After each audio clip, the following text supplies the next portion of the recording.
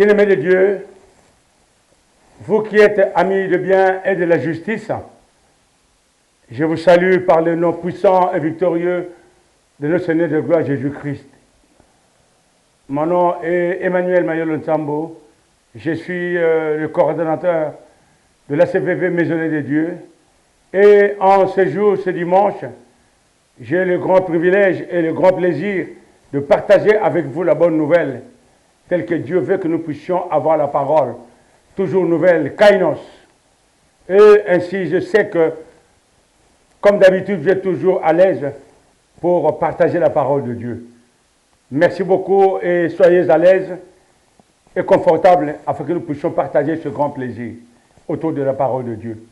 Et ce dimanche, je vais vous partager un enseignement que j'ai intitulé « La volonté affichée de Dieu ». Toute parole que je vais enseigner est connue, est vieille, d'au-delà des années que vous connaissez. Mais quand elle est enseignée, elle est nouvelle. Nous parlons de la bonne nouvelle, elle est kainos. Et vous comprendrez pourquoi cette parole est toujours nouvelle. Et cette parole que je vais partager avec vous, comme je viens de vous le dire, la volonté affichée de Dieu, j'aimerais que nous puissions faire un bref rappel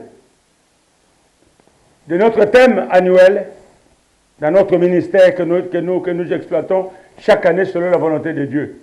Mais tous les thèmes ne sont jamais caducs, année après année, car la parole, elle est toujours nouvelle, tout simplement. Mais d'abord, ouvrez vos Bibles dans 1 Timothée 2, au verset 3. 1 Timothée 2, au verset 3. Gardez votre doigt ici. Et je vais lire pour vous Éphésiens 5, le verset 15, comme je viens de vous le dire, notre thème annuel. Prenez donc garde de vous conduire avec circonspection, non comme des insensés, mais comme des sages. Marchez avec circonspection. Nous avons développé ce thème durant toute cette année. Mais je voudrais faire tout simplement un résumé de cela en quelques mots simples que vous connaissez, vous pouvez mieux comprendre. Je vais parler dans les définitions kilométriques ou dans les explications. En quelques mots, je peux vous expliquer ça veut dire quoi, selon Dieu, selon la parole, marcher avec circonspection. Vous en tant qu'enfant de Dieu, moi en tant qu'enfant de Dieu. Marcher avec circonspection m'interdit de penser n'importe comment, de dire n'importe quoi, d'entendre et d'accepter n'importe quoi, d'aller n'importe où, ou de faire n'importe quoi, de manger ni de boire n'importe quoi, d'être ami de n'importe qui, de croire n'importe quelle parole enseignée, et de dire oui quand tout le monde dit oui, quand bien même la parole de Dieu ne le dit pas. C'est ça, marcher avec circonspection. Tout simplement. Je ne vais pas aller dans les détails, nous avons travaillé ces enseignements durant toute l'année.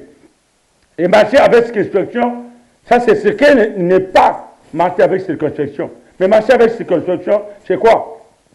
Je dois me dire, en tant que croyant qui veut marcher avec circonspection, je dois me dire de ne faire que ce qui est bon et agréable à Dieu, conformément à sa parole. Mes pensées et mes actes doivent être en harmonie avec la parole de Dieu. Ainsi, je m'édifie d'abord moi-même en tant qu'enfant de Dieu, en marchant avec circonspection, pour l'amour de Dieu, pour le respect de la parole de Dieu, pour le respect de Dieu, et en même temps, je peux aussi édifier les autres. Je peux aussi communiquer une grâce à ceux qui me voient et à ceux qui m'entendent. Voilà marcher avec circonspection. C'était tout simplement un rappel de ce thème annuel 2025 qui ne s'achèvera jamais puisque la parole elle est toujours nouvelle. Et ce n'est pas seulement en 2005, mais c'est tant que nous vivrons avant le retour de Christ, toute parole, elle est nouvelle, elle est kainos. Ainsi comme vous êtes déjà, comme je vous ai dit, nous allons donc lire 1 Timothée 2, le verset 3 et le verset 4, pour travailler notre parole d'aujourd'hui, la volonté affichée de Dieu. 1 Timothée 2, verset 3 et 4, il est écrit ceci. Cela est bon et agréable devant Dieu, notre Sauveur, qui veut que tous les hommes soient sauvés et parviennent à la connaissance de la vérité. Et je vais vous partager ce verset d'une manière explicite pour vous faire comprendre, pour vous faire voir la beauté de cette écriture. Nous l'avons toujours entendue. Vous la connaissez, cette écriture, cette parole par cœur. Mais regardez comment je vais vraiment vous amener à comprendre différemment cette parole, de manière nouvelle, la bonne nouvelle, de manière kainos. La parole, elle est merveilleuse, vous savez. Le mot bon ici, il est bon et agréable devant Dieu. Le mot bon ici est l'un des attributs de Dieu. La meilleure définition que nous pouvons tirer de ce mot bon, c'est tout simplement l'opposé de tout ce qui est mal. Vous voyez, je vous amène dans des définitions vraiment simples, mais vous comprenez tout de suite, et vous n'avez pas besoin de chercher midi à 14 heures. Il y a plein de définitions dans la bonté. Le mot bon, il y a plein de définitions, mais c'est tout simplement, en gros, le mot bon, c'est l'opposé de mauvais et de mal. C'est merveilleux, vous voyez. Et c'est simple. C'est l'opposé du mal. De tout ce qui est opposé au mal, ça s'apparente au bon. Fantastique. Et quand bon devient agréable, il est bon et agréable. Quand bon devient agréable, ça veut dire qu'il procure un sentiment de gaieté, de bonheur et de satisfaction. Ça a un bon goût. C'est une chose. Ça a un goût très agréable. Vous voyez la nuance? Ça procure un sentiment de gaieté, de bonheur et de satisfaction et de plaisir. Il est bon et agréable à Dieu. Dieu lui-même est bon. C'est sa nature. L'opposé de tout ce qui est mal et mauvais.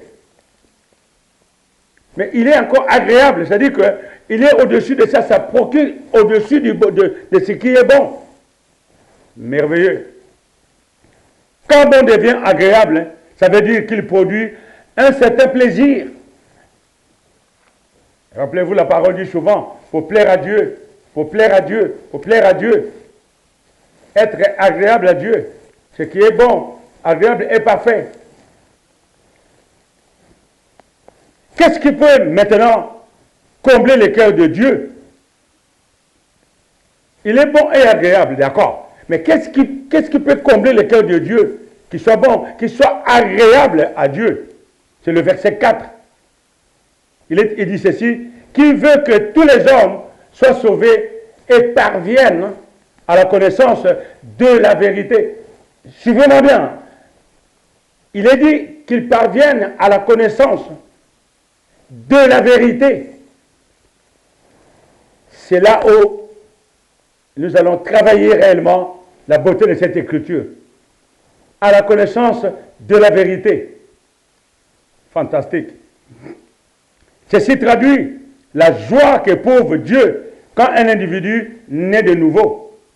Il est bon et agréable à Dieu que tous les hommes soient sauvés et parviennent à la connaissance de la vérité. Le salut des hommes procure une joie immense dans le cœur de Dieu. Il a envoyé son Fils, il a sacrifié son Fils unique pour le salut. Vous voyez, et quand un croyant, quelqu'un naît de nouveau, ce jour-là, le ciel se meut. Même les anges du ciel sont dans la louange. Luc 15, au verset 7, il est écrit ceci. Je lis seulement rapidement pour vous. De même, je vous le dis, il y aura plus de joie dans le ciel pour un seul pécheur qui se répand, du mot métanoïa, qui change ton état d'esprit, que pour 99 justes qui n'ont pas besoin de repentance. C'est pourquoi d'ailleurs, j'ai toujours dit, nous en tant qu'enfants de Dieu, qui apportons la parole de Dieu, nous devons plus nous focaliser sur les gens qui ne connaissent pas encore Dieu, qui ne sont pas encore nés de nouveau. Ceux qui sont nés de nouveau, ils sont déjà là, ils seront là au retour de Christ. Ça ne doit pas être notre préoccupation. Ceux qui ne sont pas encore nés de nouveau, que tous les hommes soient sauvés, la volonté de Dieu d'abord. Ne nous focalisons pas tant sur les gens qui sont nés de nouveau et qui, du jour au lendemain, de tout. Ils rendront leur compte à Dieu les jours au paiement, ils seront là, Jésus-Christ leur dira, avec nous à côté bien sûr, circulez, ça c'est pas notre problème. Mais ceux qui ne sont pas encore nés de nouveau, c'est ça que Dieu veut, c'est ça qui rend le cœur de Dieu agréable, lui-même étant bon dans sa miséricorde. Voilà la parole de Dieu, mes bien-aimés. Et dans cet enseignement, nous allons tout simplement travailler cette double volonté de Dieu et nous allons mettre à jour une éclatante vérité sur la connaissance de la vérité. La connaissance de la vérité, le salut et la connaissance de la vérité. Allez donc avec moi dans Jean 3, et nous allons commencer par le salut. C'est la première volonté de Dieu que tous les hommes parviennent au salut. Et tous ici, les mots tous ici, et sans exception, Dieu veut que tout le monde soit sauvé. Sans exception. Noir, blanc, jaune, rouge, noir, toutes les couleurs. Dieu veut que tous soient sauvés. Sans exception. Jean 3, le verset 16. Car Dieu a tant aimé le monde qu'il a donné son Fils unique, afin que quiconque croit en lui ne périsse point, mais qu'il ait la vie éternelle. Vous voyez, par son amour et sa grâce, Dieu veut d'abord le salut de tous les hommes. Et il a sacrifié son Fils. C'est pourquoi, quand vous êtes né de nouveau, Dieu ne regarde pas parfois ce que nous pensons, ce que nous faisons, nous avons commis une erreur, un péché, nous faisons ceci. Dieu regarde le salut que vous avez eu par le sacrifice de Jésus-Christ. Vous êtes fiers à Dieu. Si ce n'était pas ça, que pour un petit péché, que Dieu pouvait nous bastonner, que Dieu pouvait nous tuer, mais le monde, il n'y aura plus personne dans le monde, mes amis. Mais la bonté de Dieu, ce salut-là, qui coûte cher, et c'est sa grâce qui couvre, son amour et sa bonté. Vous voyez? Regardez Romains 10, le verset 9 et 10. Romains 10, 9 et 10. Si tu confesses de ta bouche le Seigneur Jésus, et si tu crois dans ton cœur que Dieu l'a ressuscité des morts, tu seras comment? Sauvé. Le verset 10. Car c'est en croyant du cœur qu'on parvient à la justice, et c'est en confessant de la bouche qu'on parvient au salut, selon ce que dit l'Écriture. Ça, c'est la première volonté de Dieu, que tout le monde soit sauvé. Vous voyez? Beaucoup d'hommes ont accompli cette volonté. Vous et moi, autant que des millions de gens, des milliards de gens, nous avons accompli cette volonté de confesser Jésus-Christ, d'être né de nouveau, de devenir enfant de Dieu, de devenir bien-aimé de Dieu. Rappelez-vous toujours cela. Nous sommes chers à Dieu, vous savez. Parfois vous avez peur. Nous sommes dans ce monde, nous vivons dans un monde corrompu et pervers. Dieu sait. Et dans nos faiblesses, il voit que nous sommes faibles. Ce n'est pas pour autant qu'il va nous digouiller. C'est d'abord son amour, le sacrifice de son Fils, que nous avons confessé. Dieu regarde cela. Quand nous sommes capables de nous rabaisser, de demander pardon à Dieu, il est là pour nous pardonner, toujours. Merveilleux. Oui. Nous avons déjà accompli cela. Cela est bon devant Dieu, car par cet acte, les hommes lui sont acquis. Ils sont appelés fils de Dieu, comme je viens de le dire, bien-aimés de Dieu. Et cela ne changera plus jamais. Vous êtes nés de nouveau jusqu'au retour de Christ, vous serez là. Chacun recevra selon sa marche. Et maintenant, à quel moment cela devient tellement bon et que ça devient agréable? Ah! Il est bon et agréable devant Dieu que tout le monde, tous les hommes soient sauvés. Il est bon. Mais à quel moment cela devient-il agréable? C'est là où je vais mettre un accent sur cet enseignement, mes amis. Agréable. Je l'ai dit, c'est le comble du cœur de Dieu. C'est bon.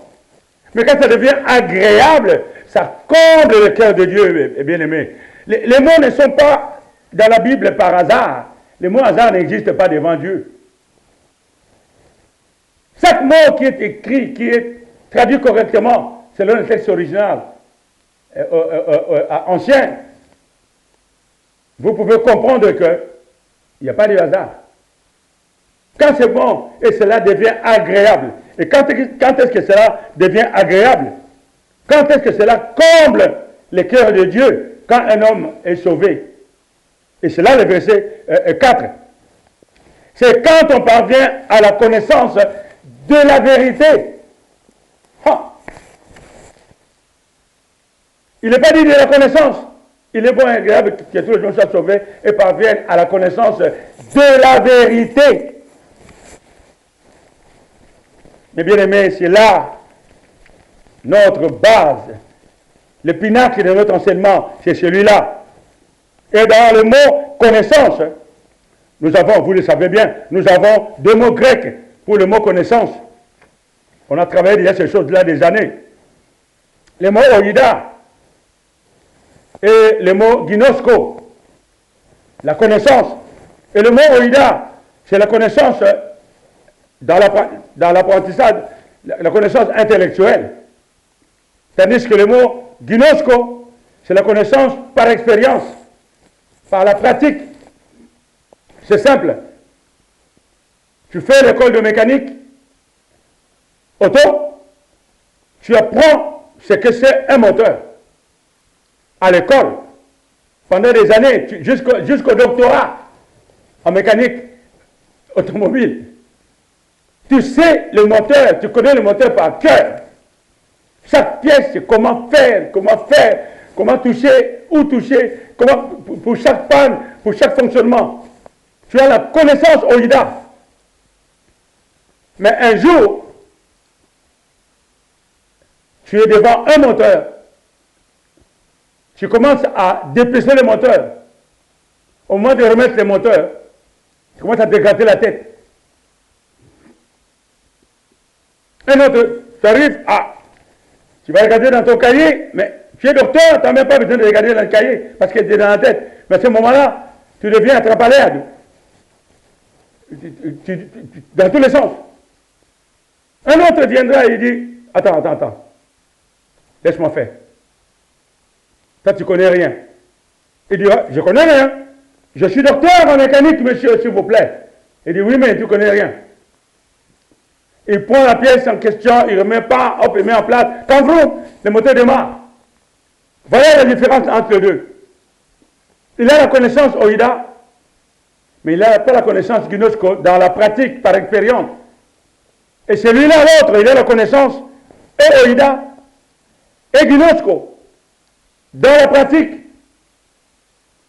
Voilà les deux mots que nous devons retenir de connaissance que Dieu veut que nous puissions avoir, à laquelle Dieu veut que nous puissions parvenir à la connaissance de la vérité, la connaissance OIDA et la connaissance GNOSCO. Il y a beaucoup d'exemples là-dessus, mais un seul exemple vous suffit pour comprendre entre les mots GNOSCO et OIDA.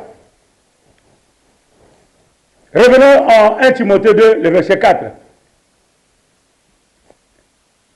Il est dit, et parviennent à la connaissance de la vérité. Quelle vérité? C'est quoi la vérité? C'est là. C'est là que je voulais vraiment vous amener aujourd'hui dans cette deuxième partie. Nous sommes déjà au meilleur entendement de cette écriture que vous connaissez par cœur. À la connaissance de la vérité. Dieu l'a dit, c'est la volonté affichée de Dieu, que tous les hommes soient sauvés et parviennent à la connaissance de la vérité. Mais quelle vérité? C'est quoi la vérité? Jean 14, le verset 6, il est dit ceci. Jésus lui dit, je suis le chemin, la vérité et la vie. Nul ne vient au Père que par moi. Il a dit quoi? Je suis le chemin, la vérité. Je suis quoi? Le chemin. Et quoi encore? La vérité. Et vous? Et parviennent à la connaissance de la vérité. Et Jésus-Christ a dit qu'il est le chemin, la vérité. Ça commence à vous embrouiller un peu, hein? Mais ne vous embrouillez pas. C'est tellement clair que, regardez ceci. Et parviennent à la connaissance de la vérité. Jésus-Christ est la vérité. Beaucoup de croyants connaissent Jésus-Christ. Ils ont la connaissance oïda de Jésus-Christ, mais ne le connaissent pas gnosco. Voilà la différence. Je suis connais chrétien, ok, moi je connais Jésus, c'est le Fils de Dieu, je suis né de nouveau d'ailleurs, et surtout moi je connais Jésus, la vérité, je connais Jésus. Oui, comme ce docteur en mécanique, il connaît, mais au moment de dépanner le moteur, il est perdu. La même chose, beaucoup de croyants nés de nouveau connaissent Jésus, connaissent Jésus-Christ de Nazareth, le Fils de Dieu, loin de Dieu, la voie de Dieu, le chemin, la vérité, mais ils ne le connaissent pas gnosco. Tiens, je vais y arriver. Je vais y arriver. Vraiment, la parole, elle est merveilleuse. Elle est kainos. Vous voyez. Jean 14, verset 12, il est dit ceci. En vérité, je vous le dis, celui qui croit en moi fera aussi les œuvres que je fais. Et il en fera de plus grandes, parce que je m'en vais au Père. La connaissance de Jésus-Christ se manifeste dans nos vies à travers les œuvres que nous accomplissons. Ce n'est pas que je dis je connais Jésus. Oui, tu le connais, Oïda. Ce que Dieu attend de nous, c'est la connaissance gnosco. Parviennent à la connaissance de la vérité. Oui, je connais Jésus. Tu le connais, Oïda. Montre-moi tes œuvres et je te dirai que tu connais Jésus. Jésus-Christ nous a enseigné la vérité. Il nous a enseigné la vérité. Il est la vérité, la voie, le chemin. Il nous a enseigné la volonté de Dieu. Il nous a enseigné la vie d'amour, sans laquelle nous ne sommes rien. La Bible le dit. Et Jean 13, verset 34, dit ceci. Jean 13, le verset 34. Je vous donne un commandement nouveau. Aimez-vous les uns les autres, comme je vous ai aimé. Vous aussi, aimez-vous les uns les autres. Un commandement nouveau, ce commandement nouveau est toujours kainos, toujours nouvelle. Vous connaissez Jésus? Il a dit, je suis le chemin, je suis la vérité. Il a enseigné. Et la première loi que Dieu regarde, c'est l'amour. Et Jésus-Christ l'a dit encore. Il l'a répété durant tout son ministère. La vie d'amour, la vie d'amour, la vie d'amour. C'est pourquoi vous verrez dans tous nos thèmes annuels de chaque année, vive la vie d'amour. C'est le standard d'un croyant. La Bible dit, 1 Corinthiens 13, vous lisez du verset 1 jusqu'au verset 8, sans l'amour, nous ne sommes rien du tout. Sans l'amour, Dieu ne nous regarde pas. Il a dit, le premier et le plus grand commandement, aime ton Dieu de tout ton cœur, de tout ton âme, de toute ta pensée. C'est le premier et le plus grand. Et le second qui lui ressemble, aime ton prochain comme toi-même. Jésus-Christ l'a dit, il l'a répété durant tout son ministère. La vie d'amour, la vie d'amour, la vie d'amour. Vous voulez connaître Jésus et rendre le cœur de Dieu agréable? Vivez la vie d'amour. Pratiquez la vie d'amour. La vérité. Ginosko, en pratique. Vous voyez, la connaissance de la vérité consiste à aimer son prochain comme soi-même. Si le monde entier, si seulement le monde entier pouvait le faire, si seulement le monde entier, le monde d'aujourd'hui dans lequel nous vivons, vous et moi, nous pouvions vivre cette vérité, la vérité que Jésus-Christ a enseignée, de nous aimer les uns les autres, comme il nous a aimés, que d'aimer nos prochains comme nous aimons nous-mêmes. Si le monde entier applique cette seule parole de Jésus-Christ, montrez-moi où il y aura la guerre. Montrez-moi où il y aura la jalousie, montrez-moi où il y aura le vol, montrez-moi où il y aura les assassins, montrez-moi où il y aura tout le mal, tout ce qui est opposé de bon. Montrez-moi où est-ce que vous trouverez cela si tout le monde pratique la vie d'amour. Vous croyez que j'ai besoin de beaucoup parler aujourd'hui pour faire comprendre cette vérité qui parvient à la connaissance de la vérité, la connaissance de Jésus-Christ.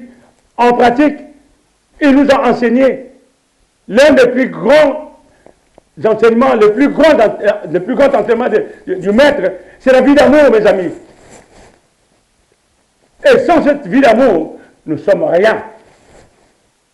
Nous ferons des miracles, nous déplacerons les montagnes, nous ferons ceci, cela. Sans la vie d'amour, Dieu ne nous regarde pas. Un cymbale qui retentit, bang, bang, bang. C'est tout. Voilà la vérité que je voulais vous enseigner aujourd'hui. Que tout le monde parvienne au salut et à la connaissance de la vérité. Et Jésus-Christ a dit, je suis le chemin, la vérité. Qu'est-ce qu'il a enseigné? Le plus grand, un commandement nouveau, Kainos. Aimez-vous les uns les autres. Sans l'amour, regardez ce que le monde est aujourd'hui. C'est le manque d'amour, c'est tout.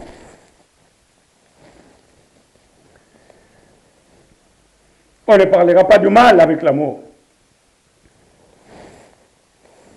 Osée 4, le verset 6. Vous connaissez ce verset par cœur. Mon peuple est détruit particulièrement que comment? La connaissance. Tiens. Mon peuple est détruit particulièrement que la connaissance. Le peuple de Dieu est détruit à cause du manque de la connaissance de la vérité. À cause du manque de la connaissance de Jésus-Christ, qui est la vérité, qui a enseigné l'amour. Comment plaire à Dieu, comment être bon, comment rendre le cœur de Dieu bon, agréable. Le peuple de Dieu manque de cela. Les croyants du monde entier connaissent le nom de Jésus-Christ, connaissent Jésus-Christ. Mais de quelle connaissance? Combien le connaissent par expérience et vivent selon les commandements nouveaux? Ils sont à compter du bout des doigts par rapport à l'ensemble des hommes qui peuplent ce monde. Ce commandement nouveau, c'est le cœur du Maître. C'est le commandement de Dieu lui-même. C'est le premier. Celui qui n'applique pas ce commandement, le reste, Dieu ne le regarde pas. Je suis désolé. Je vais conclure par une traduction simple de ce passage au G4, verset 6. Mon peuple est détruit parce qu'il manque la connaissance. Suivez-moi bien. Voici la traduction au G4, verset 6. Mon peuple est détruit. Mon peuple passe à côté des bénédictions. Mon peuple devient faible. Mon peuple manque d'autorité. Mon peuple renie même la foi pour certains. Car il ne connaît pas, Ginosko, la vérité. Merveilleuse traduction, vous voyez. Mon peuple, ne met pas en pratique la vérité enseignée par celui-là que j'ai envoyé, mon Fils bien-aimé, Jésus-Christ. Voilà la traduction de OG4. Je reprends pour vous cette traduction. Mon peuple passe à côté des bénédictions. Mon peuple devient faible. Mon peuple manque d'autorité. Mon peuple renie même la foi. Car il ne connaît pas la vérité. Ne met pas en pratique la vérité enseignée par celui-là que j'ai envoyé, mon Fils bien-aimé. Mon peuple est détruit parce qu'il manque la connaissance. La destruction ici, dans les temps, c'était une destruction physique. Aujourd'hui, nous sommes déjà en Christ, en Dieu. Cette destruction, c'est ce que je viens de vous dire. Ça peut aussi aller dans la destruction physique. Il y a plein d'exemples que nous pouvons partager. Ce n'est pas le sujet du jour. Bien-aimés. Ainsi, il sera bon et agréable à Dieu, non seulement que tous les hommes soient sauvés, mais qu'ils vivent et pratiquent l'amour que Jésus-Christ a enseigné. C'est ça la volonté de Dieu. Le salut, la connaissance de la vérité. Et le mot connaissance ici, c'est ginosko, en pratique. C'est pas où il y a à connaître, je connais Jésus, je connais Jésus. Non, montre-moi tes œuvres. Je dirais que tu connais Jésus. Voilà la vérité que j'ai voulu vous enseigner aujourd'hui, mes bien-aimés. Le salut, c'est la foi. Elle ne change pas. Mais la connaissance de la vérité s'acquiert. Et c'est la vie pratique. Vous vivez, vous pratiquez. Aujourd'hui, vous tombez, vous vous levez. Demain, vous faites. Ainsi, vous pratiquez la parole. C'est une compétition dans la vie. Aujourd'hui, demain, tant que vous vivez, vous pratiquez. C'est ça la connaissance. Mettez en pratique la parole. Ne vous abonnez pas à l'écouter seulement. Tout simplement. C'est ça la connaissance que Dieu attend de ceux qui sont nés de nouveau. En vivant la vie d'amour, nous rendons le cœur de Dieu dans la joie. Nous n'avons pas peur de nous approcher de lui. Par sentiment de peur ni de culpabilité. Non. Il éloigne de nous nos transgressions. Il veut notre paix. Dieu, il veut notre paix. Même quand nous péchons, il ne nous traite pas selon nos péchés. Sinon, il n'y aurait plus rien dans le monde, il n'y aurait plus personne. La Bible dit autant l'Orient est éloigné de l'Occident, autant il éloigne de nous notre transgression. Ce n'est pas une raison de rester dans le péché. Mais l'amour de Dieu, il est clair. Il ne nous fait pas du mal pour un petit péché. Non. Nous rendons son cœur agréable dans la joie de vivre la connaissance de la vérité, de vivre Jésus-Christ en pratique dans l'amour que nous appelons à vivre les uns les autres. Nous aimons Dieu au-dessus de tout et nous aimons notre prochain comme nous-mêmes. C'est tout ce que Dieu attend de nous. Là, nous rendons le cœur de Dieu agréable. Point. Dieu aime ça.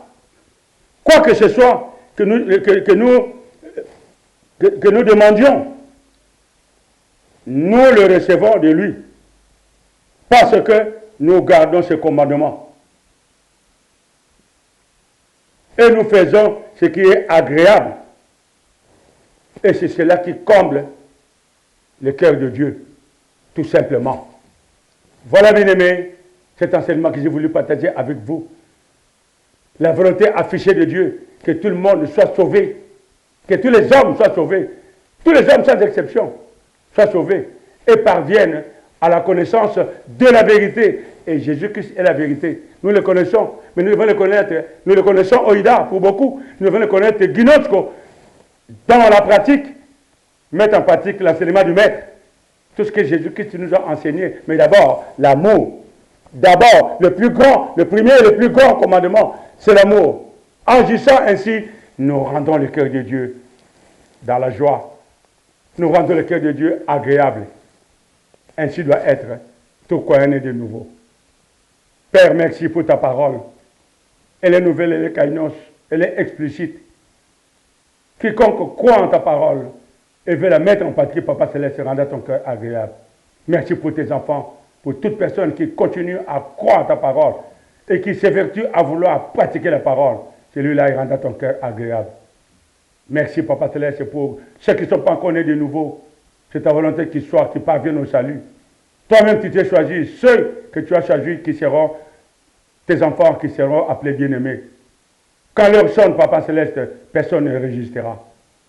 Merci, Papa Céleste, pour les cœurs de tes enfants, dans ce centre de la bonne nouvelle, qui sont toujours assidus, et tu rendras leur cœur plein de ta parole, afin qu'ils mettent la parole en pratique et rendent ta joie parfaite. Merci, Papa Céleste, pour toutes choses les meilleures, au nom puissant et victorieux de notre Seigneur de gloire Jésus-Christ. Amen.